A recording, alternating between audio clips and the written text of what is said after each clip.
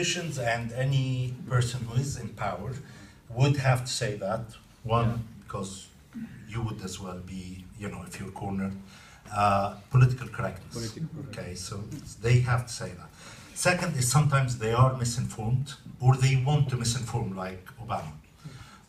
Third is, well, it's from your country, right? No, he's not. Actually, you're true about that. That's true.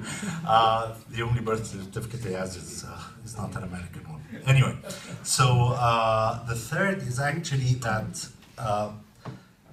if anyone wants to con you into thinking that Islam is peaceful, they can. Because, one, there are verses in the Quran that are peaceful. Two is because of your ignorance of the Islamic traditions and history sometimes and science. So I'll give you one simple thing. So the Quran is divided into chapters. They are called in Arabic surahs. They are arranged by length. Apart from the first one, it's a very short one, seven verses.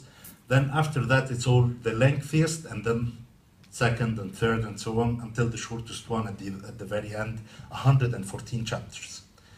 In the first two, you will find some of the verses that are really peaceful.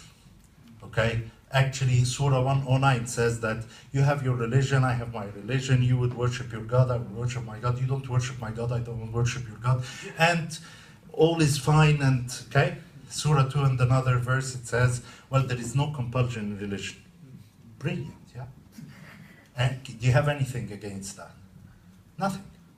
And if you have some of the people, so now we have Islam in the world, you have the conventional Islam, beside it the Wahhabi Islam, that's that extreme, and then you have the westernized Islam, you have the reformists, these are the theologians who are trying to make Islam into a nicer picture.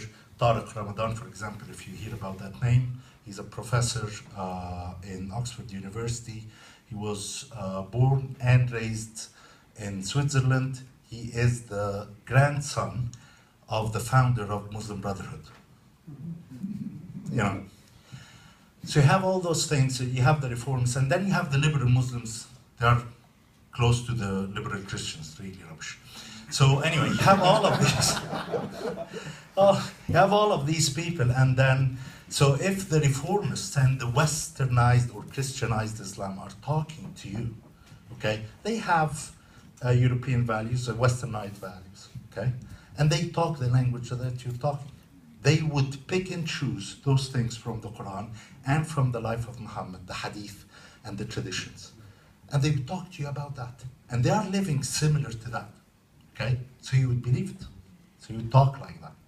But if you understand, for example, one of the rules, and actually Muslim scholars, they say, if you don't understand that law, you don't understand anything about Islam. So a law called abrogation. Anyone heard about it? So abrogation is one verse would cancel another. So it supersedes and therefore cancels. So all the verses from Medina that came later on, so it started in Mecca, went to Medina and so on. So the verses in Medina that are very aggressive, even one verse can cancel up to 120 verses. Okay? So all the verses that are really nice, let's say for example, you would find closest to you the people of the book, especially the Christians, okay? Give you another verse. So when you find the unbelievers and you find the people of the book, the Christians and the Jews, so smite them and kill them until they would say, La ilaha illallah, and they pay the jizya. Or they pay the jizya, okay? The jizya, by the way, is not tax, it's a penalty. So it's coming from the root word jaza, which is penalty. So you're paying a penalty because you are not a Muslim. You're not, paying taxes like a Muslim is paying zakah, for example. They would say that. That's erroneous. That's not true. So this is why they would say things like that. They don't understand, for example, the law of abrogation. So you have two texts, but you will be told they are just choosing to lean on that verse, and they have the wrong interpretation for it because they don't have the kind of situational or contextual reason for that verse, which was a very particular situation. They were attacked and all of that, which is actually, when you go to the truth, you know, the history about it, it wasn't like that. So how concerned should we, thank you for that, how concerned should we be when we hear things like from Britain, or we look at our Western cities, you know, what should be our reaction to the Muslims in our communities, in Bromley or in Berlin or whatever? What can we do? How fearful should we be of them? Are they getting converts, or is it just by birth rate? Just give us a little background from your point of view. The Islamic agenda in Europe is through everything. So birth rate, yes. Through marriages, yes. Through immigration, absolutely. Through conversion, absolutely. Just in the past 10 years, the number of white people converted to Islam in this country doubled.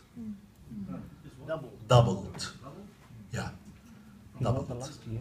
No, in thousands. We're talking about 10,000 people. But is that through marriage? Is that because the wife has... Some through relationships, yes, but some actually the relationships didn't continue. So one of the people I will tell you of is a judge in the court, a high judge, and she converted to Islam. Here's the thing, Islam in Europe is a real threat. Whether you'd like to believe that or not, honestly, I would really encourage you, wake up, smell, I'm not sure it's coffee, but it is a real threat. And this is the mistake that we've done all through our lives, okay? We thought that it is away from us, it is too tiny, it will not change the secular society, it is not a threat, and every time we've proved wrong, okay? Americans never thought, never dreamt of 9/11, yes? So I'll tell you another thing that is a real concern that you should think of.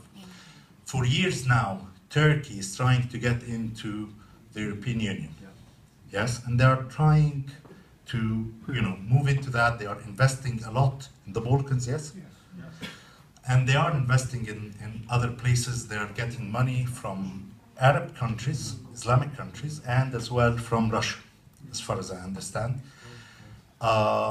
If you look at their economy, they don't have that much money, but they are investing.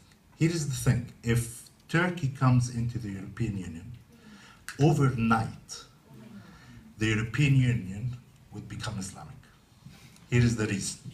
Still till now, in the Turkish law, anyone that belonged or was part of the Ottoman Empire can come, apply for a Turkish immigration or citizenship, and he would get it. How many would be citizens in the European Union? Okay, let's count.